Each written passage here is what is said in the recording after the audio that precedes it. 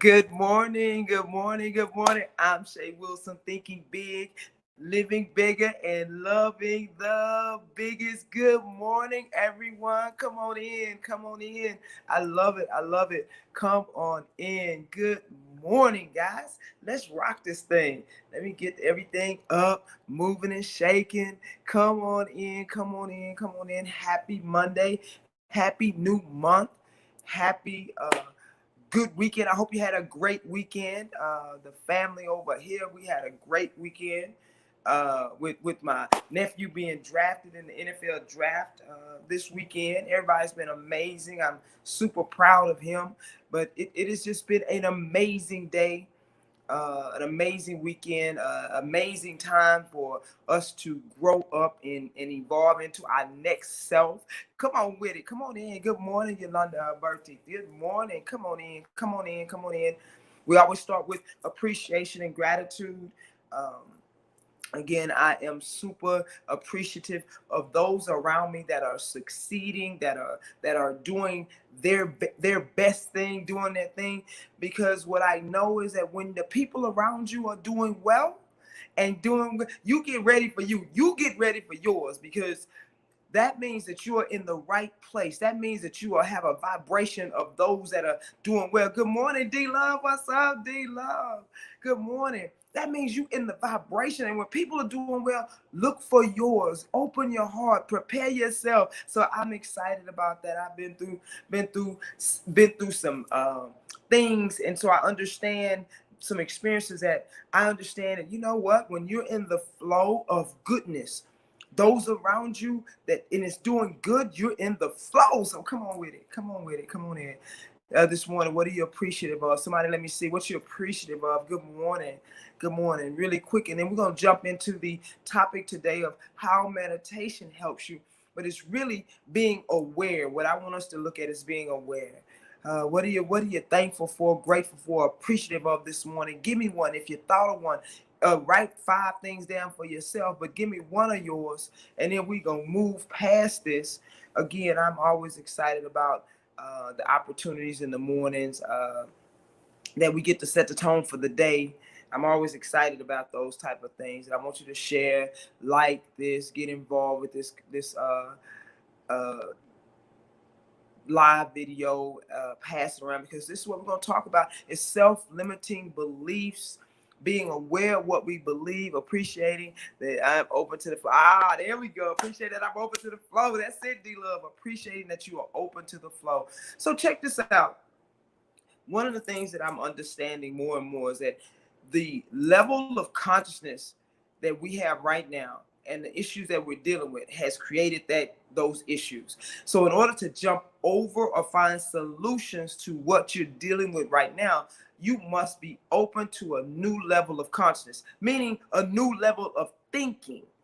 And the only way I have found that we do that is that first of all, we learn more. First of all, we're open to learning more. We research, we study more, we do that. But the other thing is to have a meditation practice. Now, people say, well, I can't meditate, Shay. I never can do that. And that's real. That is real. But the reality of it is what has happened is that we have allowed our body to dictate to us how we move. We have allowed our body to just tell us what we're going to do, what we're going to eat, as opposed to the mind controlling our body. So it is a practice. When people say meditation practice, it is a practice. If you want new ideas, new insights, and many times we can get it when we're driving, like long distance, and we're just kind of thinking when we're doing, because we're not allowing our external. You can't really do much. You can't really be on the phone. You can't really do a lot of things. So when we drive, our mind just kind of goes to different possibilities. The issue with our possibilities, and I posted it this weekend, is when we get insight or new revelations, we have a tendency, if it's too big for us, to stamp it out immediately because it doesn't fit. It excites us initially, but then we start thinking from our level of consciousness, our present level of consciousness, that it cannot be done. And I want to tell you this morning, if you don't hear nothing else this morning, is how loved you are, how special you are, how much the universe, God, loves you. I need you to know this. And so everything is at our access if we believe it. We say we believe certain things, but our life, our issues indicate other things. And here's the thing about issues. If we change the issues and problems that we have to challenges, then we're more apt to level up and to really deal with it as a challenge as opposed to a problem. There's the language in it is will tweak just a little bit, will help you. So for instance, I was talking to a young lady this weekend, and she was telling me about losing weight, and she's been doing everything she possibly can do and cannot lose weight. And I'm saying you just have to tweak it. And she went, no, I've been doing everything. And I said, that was an example to me. Now, she is not uncommon to me of how your level of thought, and you probably have been exhausting all that you know to do right then. Yes. But if other people can find a way to lose weight, if you believe that a possibility that you can do it, then there is a way. There's just a tweaking for your body chemistry. There's a tweaking. There's some give or take. Something else has to be added or taken away. It can be done. You just haven't found the combination for you. That is in every issue. That is in relationship issues. That is in health issues. That is it. If it is, that is the question. What do I need to change and tweak about me so that I can get to what I desire? I can become who I want to be. And that's where meditation comes in. Meditation helps us to stop our thought process. It is intentional, and it's that I can't always just go get in the car and ride around. I actually have a lot of insight and revelation doing that. But I encourage each and every one of us to not only get a healthy eating diet or workout regimen, getting out in nature, journal writing, or studying more, reading more to enhance our brain and mind, but to start a meditation practice. Now, here is the difference between meditation and prayer. With prayer, we come in with a level of consciousness. We're talking from our present experiences.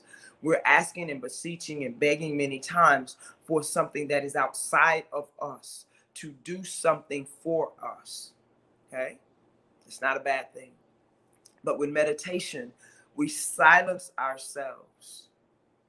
We allow our inner being, our Holy Spirit, God of our understanding, the universe to speak to us because we have now quieted intentionally to get insight.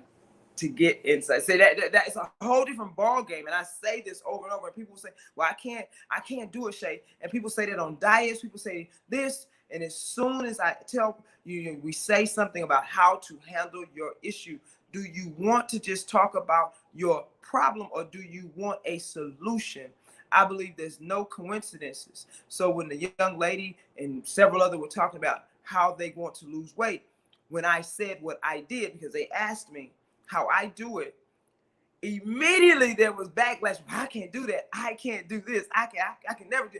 And therein is our issue. We immediately have self-limiting beliefs, and we immediately argue for our limitations. And it is a habit. Many of us don't even know we do it. You ask for a solution, you are given the solution, and immediately we say we can't do it. And therein is part of our issue, because all things are possible, but some of us has to be still so that we can retrain our minds to receive information, to receive it. You wouldn't ask anyone if it wasn't on your mind, if it wasn't something that bothered you, if it wasn't something that it doesn't really sit well with you. And then we rationalize how we feel and make it okay to be uncomfortable. We make it okay to be uncomfortable in our discomfort or in our misery or upset. We rationalize it to ourselves that it's okay because we don't believe that it can be done. And I'm here to tell you, it can be done. Too many people are doing it. Whatever you think you cannot do, I'm telling you, people are doing it. People are doing it. You have to reach and find those people. You have to look for those people who are doing it. If you need help in your finance or your business or your career, there are people out there that are amazing at what they do. Invest in it. If you're having trouble with your health, reach out, find someone, because they have a different thought process than you, but you have to be open to receive.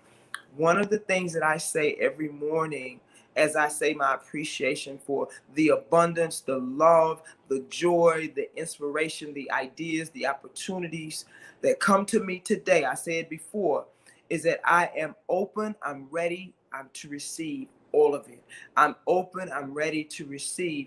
That means that some things may seem foreign to me because I haven't practiced it. Some things may be uh uncomfortable, as may seem kind of like impossible because I have never done it before. But that's the whole point. If you've never done it before, then you need guides, teachers, advisors to help you move forward in that process. But you have to believe it can be done. You have to stay focused. And as I wrote on a post this weekend about, the reason why God gives us insight in little chunks, or they seem insignificant kind of pieces that you all of a sudden say, you know what, I'm going to go this way, or I'm going to call so and so, just insignificant. It appears to be because the God of our understanding, source, universe, can, if it gives us too big of an idea, of a thought, then we immediately say we can't do it. We rationalize it from our position where we are right now. And so it cannot be received in a manner that is a guiding post. The other thing is that we have an issue. We don't know how spirit talks to us. We don't know the voice. We think it's just us kind of thinking a little bit, but we know it's source, the God of our understanding, the Holy Spirit, our inner being talking to us when it feels good. The idea feels good. It kind of excites you, and it kind of came out of nowhere sometimes. And if you follow it, it kind of flows. There's a flow. So I see D Love says she appreciates being in the flow. The flow will have you doing new things. The flow has me hugging on people and loving on people that I don't even know, has me having the courage when I'm in the flow to just come in a room and begin to just be me. And I realized that before I would tone down a little bit, but now I come in and I love on people and say hello, and I move and I'm this and it's nothing foreign to me now. But before, I would kind of come down a little bit, not really wanting to, but I realized that is not being in the flow. My idea is that I understand that God will send you places for you to shine your light. So if you at your job right now, you are there to shine your light. You are there to shine your light. Wherever you at, if you at home, you are there to shine your light. But we must reconnect with our center, which means, and that's where the meditation comes in. So I'm encouraging everybody this week to go on a 7-day mental diet.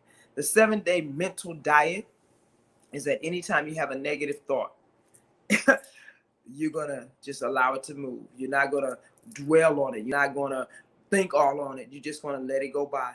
Every time you have a negative thought,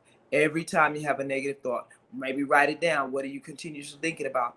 Dr. Joe Dispenza says that 90% of our thoughts are the same thoughts we think every day. 90%.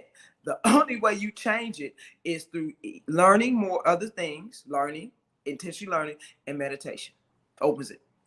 According to because it is habitual. 90% of our thoughts, which means it creates, if our thoughts create our lives, then that's why we have the same life, because we keep thinking the same things.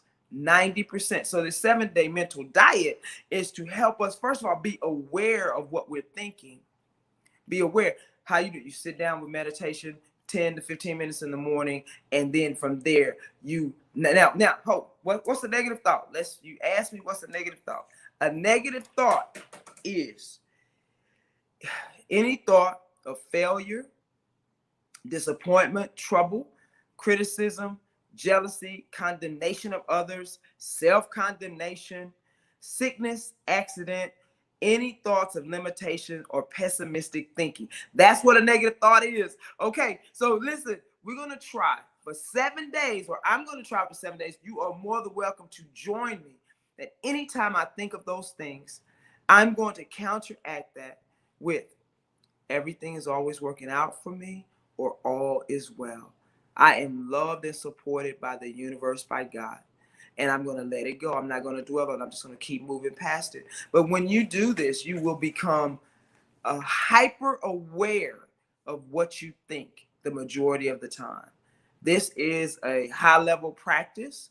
I didn't start with your body because a lot of times we don't think good of our bodies. We say a lot of things negatively to ourselves about ourselves and others, and we don't even realize it because we do it so much. It is a habit, and we can break that habit. We can break the habit.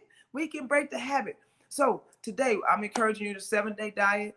Number 2, start your meditation practice. Train your body like we would train our puppies. Train your body to sit and to listen and to be still. Train. That will be the most empowering thing you can do for yourself. I know we say, I can't do it. It's because you haven't practiced it enough. That's all it is. You haven't practiced it enough.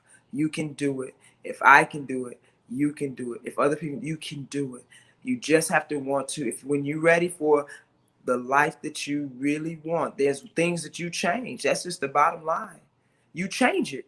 And so right now, some of us don't even really know what we want. We don't even know because we have to sit and really ask ourselves the question, what do I want? How do I want my life to look? How do I get there? And then that right there alone starts the process. The 7-day diet, mental diet. Actually, Emmett Fox has a book on it. The 7-day mental diet. The 7-day mental diet. All right, guys, we've been having a fantastic day. You be the thermostat today. You set the tone for your day. Go in. How would your day feel if you had a masterful day? If you rocked this day, what would it look like? What would it feel like? Set the tone. Go get it. You got it. Happy Monday. I'm Shay Wilson, thinking big, living bigger, and loving the biggest. Boom. I hope this was very helpful for you guys. Hey, guys, have an amazing day. Bye.